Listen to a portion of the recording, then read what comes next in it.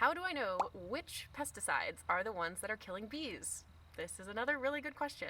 So we all know that bees are in trouble, and studies have shown again and again that pesticides are a really big part of the problem. But the question is, how do you actually know which pesticides are the ones that are killing bees? It's not like the bottles come with a little picture of a dead bee on them. So I'm going to break down what you need to know about bee killing pesticides. I'm going to put some information on the screen that you can screenshot and share with others. Okay, so one of the biggest culprits in bee die-offs is a class of insecticide called neonicotinoids. You might also hear them called neonics for short. These pesticides are particularly nasty to bees. They target their brains and nervous systems, so they can cause them to shake uncontrollably, lose their way home, and then just ultimately kill them outright. In fact, neonics are 1,000 times deadlier to bees than DDT. 1,000 times. But here's the problem. Companies don't exactly advertise that they have neonics in their pesticides. So how do you know which ones you should avoid? Okay, I'm going to put 5 common pesticides that contain neonics on the screen.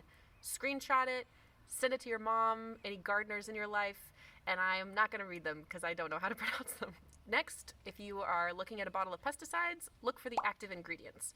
That could be on the front of the bottle or the back. It's usually pretty small, so you might just have to hunt around for it. And that's where you're going to look to see if any of the words you just screenshotted appear. Those are the ones that you want to avoid.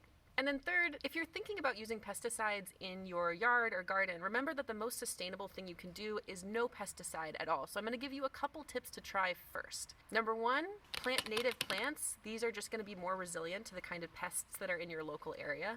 2, you can try putting up a birdhouse or a bat box. These are creatures that are probably going to snack on the kinds of critters that you're trying to keep off your plants. For weeds, you can try spraying them with vinegar, which might make your garden smell like a fish and chip shop for a little bit.